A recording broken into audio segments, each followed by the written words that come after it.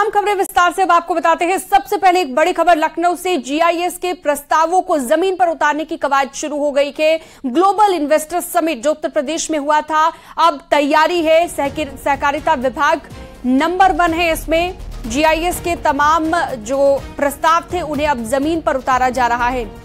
भूमि पूजन का लक्ष्य हासिल करने वाला पहला विभाग बना है सहकारिता विभाग। 126 एमओयू वाले इकाइयों के शिलान्यास को तैयार, जीबीसी के लिए तय, 5000 करोड़ के निवेश के लक्ष्य को पार किया है। तो बड़ी खबर, बड़ी जानकारी आपको हम बता रहे हैं। सहकारिता विभाग की बड़ी कामयाबी है। ग्लोबल इन्वेस्टर समिट के दौरान जो इन्वेस्टमेंट को लेकर प्रस्ताव पास हुए थे, जो एमओयू साइन हुए थे, उन्हें अब जमीन पर उतारा जा रहा है।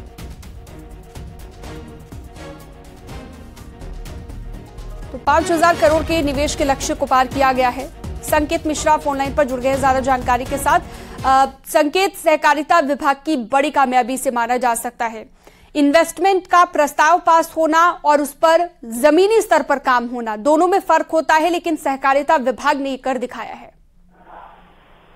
बिल्कुल, देखिए सहकारिता विभाग ने एक बड़ा लक्ष्य हासिल किया है। उत्तर प्रदेश में एक ग्राउंड ब्रेकिंग सेरेमनी से पहले मुख्यमंत्री योगी आदित्यनाथ ने लक्ष्य दिया था कि जो प्रस्ताव हैं उनके लिए पूरा, चाहे उनको जमीन हासिल कराने का हो मामला हो या फिर और जो कागजी प्रक्रियाएं हैं उनको जमीन पर उतारने की पूरी तैयारी करना, सभी विभागों को निर्देश दिए थे। उन निर्देशों को सबसे जो नंबर 1 विभाग रहा उत्तर प्रदेश में, वो सहकारिता विभाग रहा। सहकारिता विभाग ने 5000 करोड़ के जो प्रस्ताव हैं जमीन पर उतारने के लिए पूरी तैयारी कर ली है। 126 से ज्यादा के ये प्रस्ताव हैं, इकाइयां स्थापित होंगी 126 के लगभग, और इनके लिए जमीन से लगाकर जो जरूरी संसाधन, जो विभागीय एनओसियां मिलती हैं, वो सभी प्रक्रिया पूरी कर ली गई है। यानी कि कागजी कार्रवाई पूरी हो चुकी है।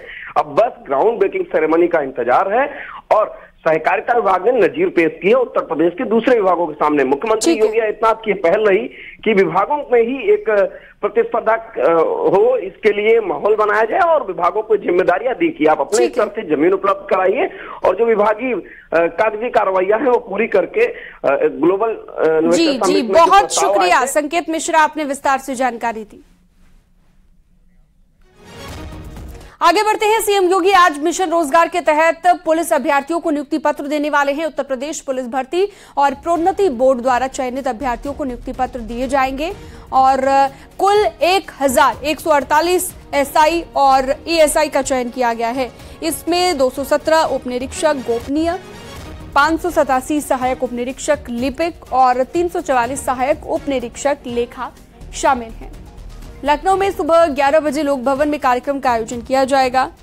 सीएम योगी की ओर से ये नियुक्ति पत्र आज सौंपे जाएंगे।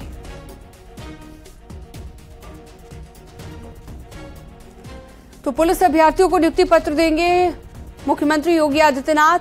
रोजगार कैसे बढ़ाया जाए उत्तर प्रदेश में, इस दिशा में लगातार सरकार काम कर रही है और इसी बीच अब आज 217 उप निरीक्षक गोपनीय जिन्हें नियुक्ति पत्र दिए जाने हैं, 587 सहायक उप निरीक्षक लिपिक हैं जिन्हें नियुक्ति पत्र दिए जाने हैं। तो मिशन रोजगार के तहत लगातार ये काम किए जा रहे हैं।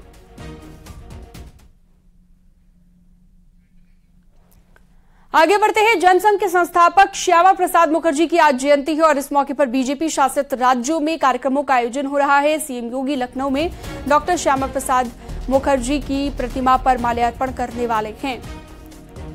सीएम योगी सुबह 9:30 बजे सिविल अस्पताल में पहुंचेंगे, श्रद्धांजलि अर्पित करेंगे। जनसंघ के संस्थापक थे डॉक्टर मुखर्जी और आज उनकी जयंती है, जिसे लेकर अलग अलग जगहों पर आज कार्यक्रम रखे गए हैं। बीजेपी शासित राज्यों में इन कार्यक्रमों का आयोजन किया गया है।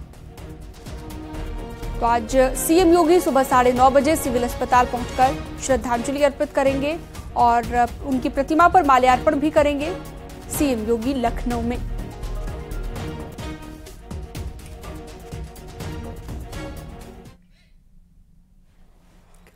आगे बढ़ते हैं। फतेहपुर जिले में बारिश के साथ साथ आकाशीय बिजली गिरने से बड़ा हादसा हुआ है। अलग अलग जगह पर 4 लड़कियों समेत 6 लोगों की मौत हो गई, जबकि 5 लोग गंभीर रूप से झुलसे हैं।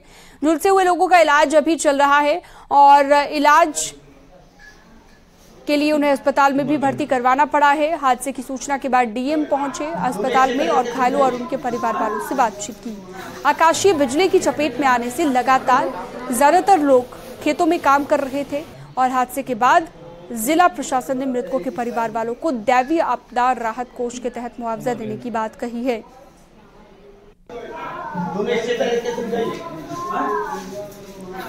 तो आसमानी बिजली से हर साल कई लोग अपनी जान गंवा देते हैं। 5 लोग यहां पर गंभीर रूप से झुलसे हैं। घायलों को अस्पताल में भर्ती करवाया गया।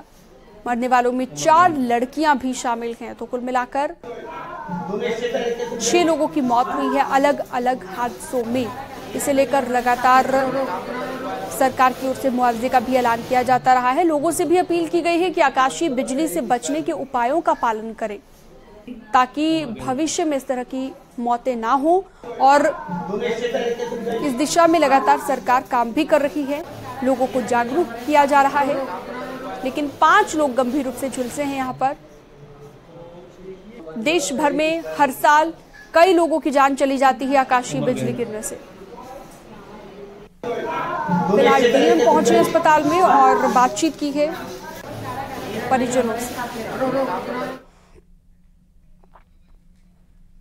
आगे बढ़ते हैं, रामपुर की बात करते हैं। प्रेम प्रसंग में दूसरे पति की हत्या। पत्नी ने प्रेमी के साथ मिलकर हत्या कर दी और आरोपी पत्नी समेत 2 को गिरफ्तार कर लिया गया है। आरोपी प्रेमी की तलाश में फिलहाल पुलिस जुटी हुई है और पति की मौत हो चुकी है। पहले पति के भाई से दूसरी शादी हुई थी और उसके बाद अब फिर से अपने प्रेमी के साथ मिलकर इस महिला ने हत्या की साजिश रची। थाना सिविल लाइंस क्षेत्र का ये मामला हम आपको बता रहे हैं।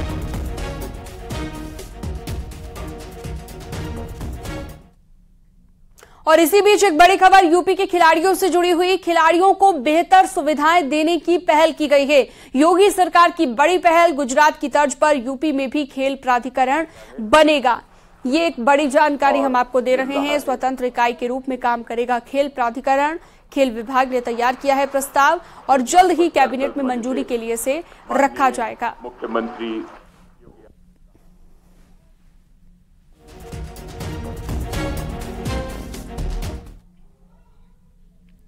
मथुरा में पुलिस ने फर्जी दस्तावेज तैयार कर आरोपियों को जमानत दिलाने वाले गैंग का खुलासा करते हुए एक वकील समेत 3 लोगों को गिरफ्तार कर लिया है। कोर्ट के कर्मचारी ने थाना सदर बाजार में इसे लेकर मुकदमा दर्ज कराया था और इस मामले में वकीलों का हाथ होने की भी बात सामने आई थी। पुलिस पूरे मामले की जांच में जुटी हुई है।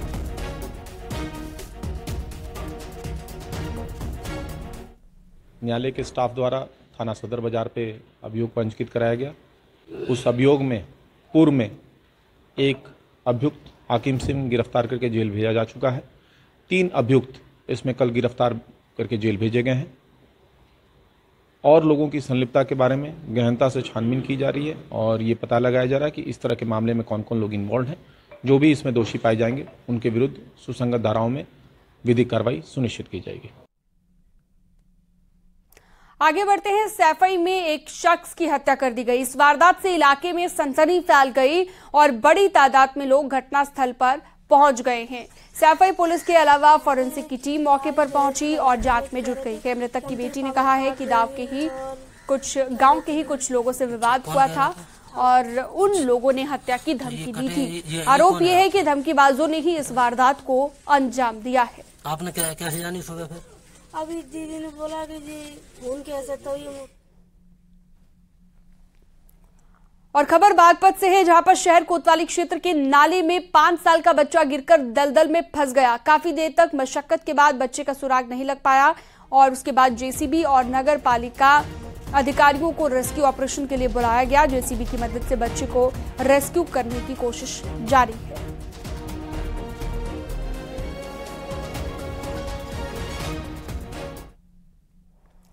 आगे बढ़ते हैं। गोरखपुर में 7 जुलाई को एडीजी रेलवे ने रेलवे स्टेशन परिसर का पैदल भ्रमण करके मुआयना किया है। तो 7 तारीख को हालांकि यहां पर पीएम को पहुंचना है दरअसल, और उससे पहले सुरक्षा व्यवस्था का ये जायजा लिया गया है। साथ ही सुरक्षा व्यवस्था को लेकर इंतजाम कैसे है ये भी देखा गया। अधिकारियों से चर्चा की गई। एडीजी रेलवे ने बताया कि पीएम मोदी के दौरे को लेकर सुरक्षा के मद्देनजर 50 सब इंस्पेक्टर और 300 सिपाहियों की ड्यूटी लगाई गई है। इसमें 2 कंपनी पीएसी के जवान भी सुरक्षा में तैनात किए गए हैं।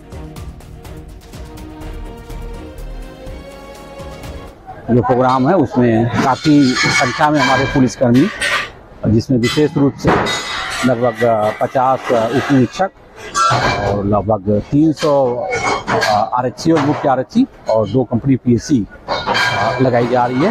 इसके साथ साथ यहाँ जो आरपीएफ के लोग हैं वो भी काफी संख्या में यहाँ पर हम लोग।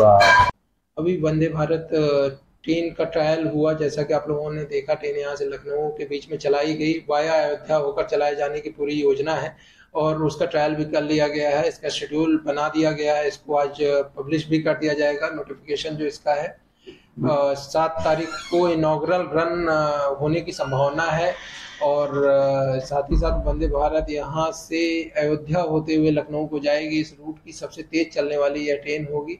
जो गोरखपुर के यात्री हैं, अयोध्या जाने वाले या लखनऊ जाने वाले, उनको इस ट्रेन के चलने से काफ़ी सुविधा मिलेगी।